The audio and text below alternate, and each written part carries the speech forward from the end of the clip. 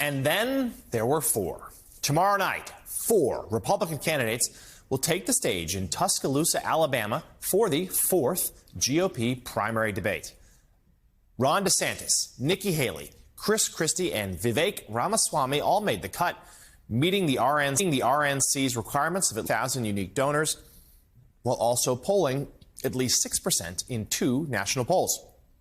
Meanwhile, former President Donald Trump is once again skipping the debate. Instead, he will hold a private fundraiser down in Florida. North Dakota Governor Doug Burgum, he also won't be there, but for very different reasons. Burgum suspended his presidential campaign yesterday after failing to gain traction in the crowded field. He wouldn't have qualified for the debate, so he has now dropped out. Joining us now, national political correspondent for Axios, Alex Thompson. Alex, I won't get you to deliver us a political obituary for the Burgum campaign, since it'd be very, very, very brief. So instead, let's talk about the debate tomorrow night. What are you looking out for? I'm looking out for a brawl. I mean, and that isn't just strategic, but it's also sort of out of desperation.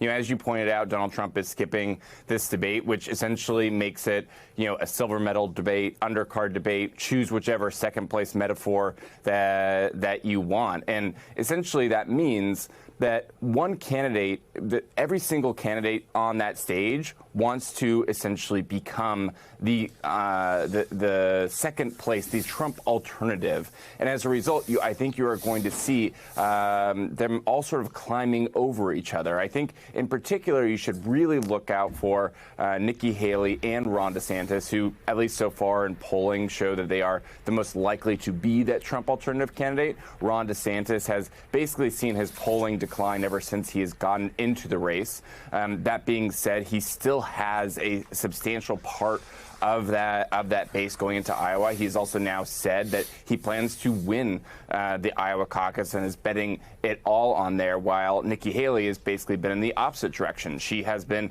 starting to climb. So if Ron DeSantis has any hope of sort of preserving the two-man race that he framed this entire candidacy around, he has to stop Nikki Haley's rise. So clearly, Haley and DeSantis will be the center of attention tomorrow night. They have the most credibility in terms of becoming that Trump alternative as far back in the polls as they are. So talk to us about that dynamic. Are either campaign previewing?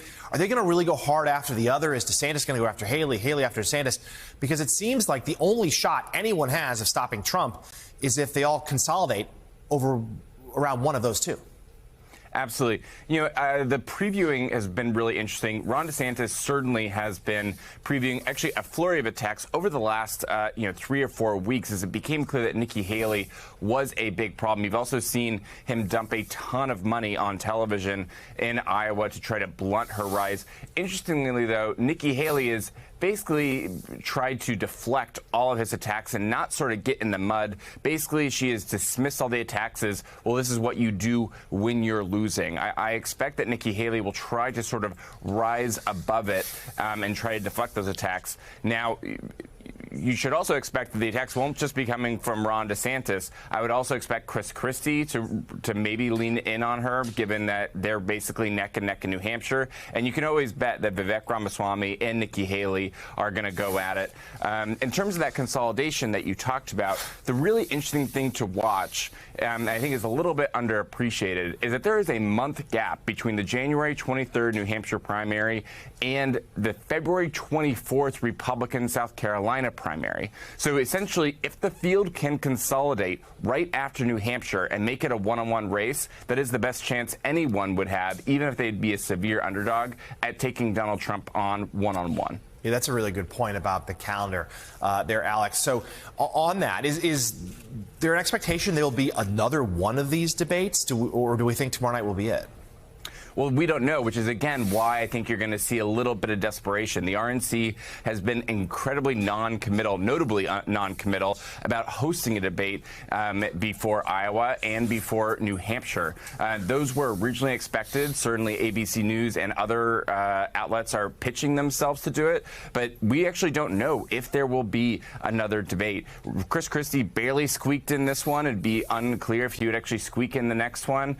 So this is also, I think, adding a lot of urgency to these candidates as they go in this sort of silver medal debate.